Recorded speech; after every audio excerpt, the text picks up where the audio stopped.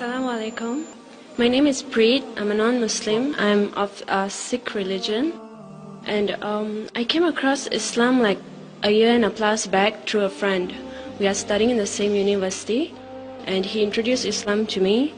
He gave me a couple of books to read because I used to look at the way he was practicing Islam. He used to pray and his talks, the way he used to talk to me. And then after some time, I used to ask him a lot of questions. So he told me, why don't you read the Quran in the translated version? So that's what I did.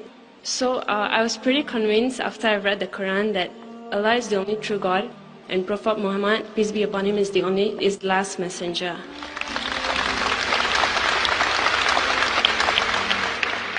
But after some time, my parents came to know about it, and they are very religious. So they are very unhappy that I was diverting into another religion. So they decided to take me to the temple to renew my faith. Despite the fact that I was not very happy, I could not object them because they would scold and raise their voice, and I didn't want to fight with them. So I just agreed, but I did not do it from my heart. I just did it to make them happy, to please them, to avoid any argument and all that. So now I actually want to ask you for an advice. What do I do? How am I supposed to convince my parents? How am I supposed to tell them that I believe this is the religion for me at least?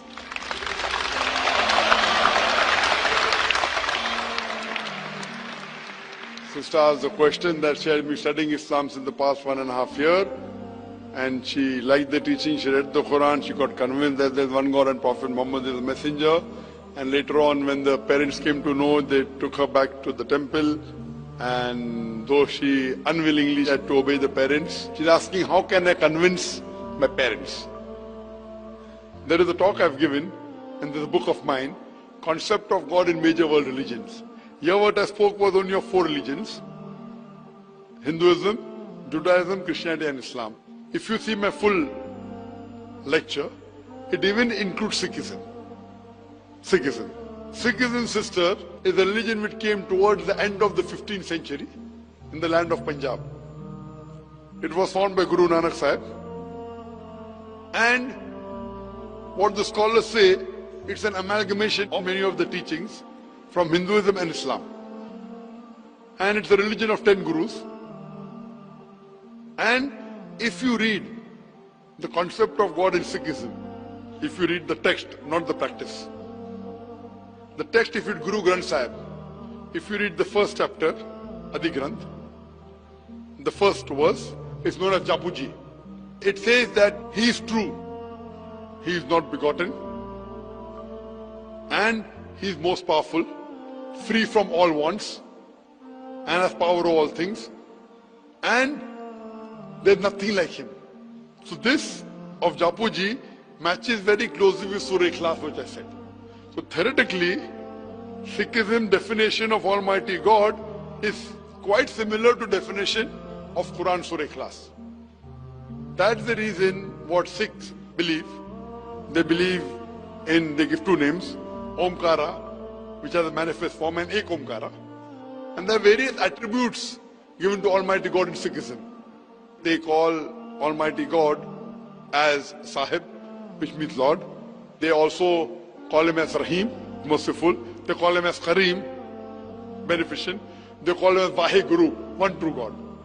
And Sikhism is against idol worship. It's against Avatarvada, Almighty God taking forms. It's even against idol worship. So the teachings of, as far as concept of God is concerned, theoretically is quite similar. Practically, they do deviate here and there a little bit. But otherwise, as far as concept of God is concerned, it is quite similar. What my advice to you would be, you can give the translation of the Quran even to your mother and father. And ask them to read. And tell them that, can you point out something which is not good?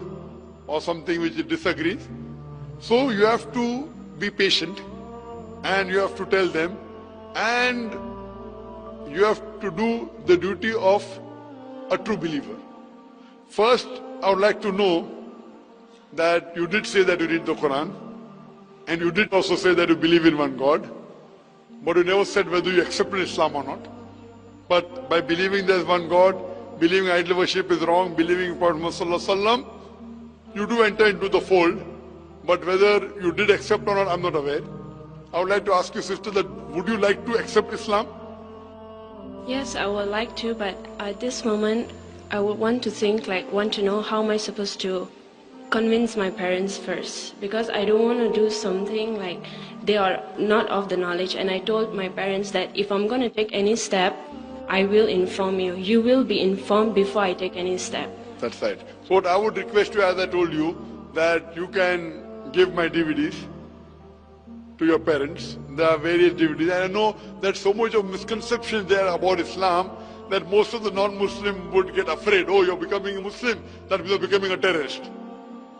No, you're going to follow a religion of terrorists, you're going to violence. In fact, I always recommend that anyone who becomes a Muslim, especially the youngsters, first thing I tell them that there should be a difference between your behavior, what you did before accepting Islam and after accepting Islam. And as my son Farik, he told in his lecture that paradise lies beneath the feet of your mother. Even for you, sister, your paradise, even if your mother is a non-Muslim, paradise is there beneath the feet of your mother. Whether your mother goes to paradise or not is secondary. You understand, no? Because you have to love your mother, you have to respect your mother. That does not mean that if you become a Muslim, you have to disrespect your mother. So when your parents see the change, that fine, I used to request my daughter to do small things she never used to do.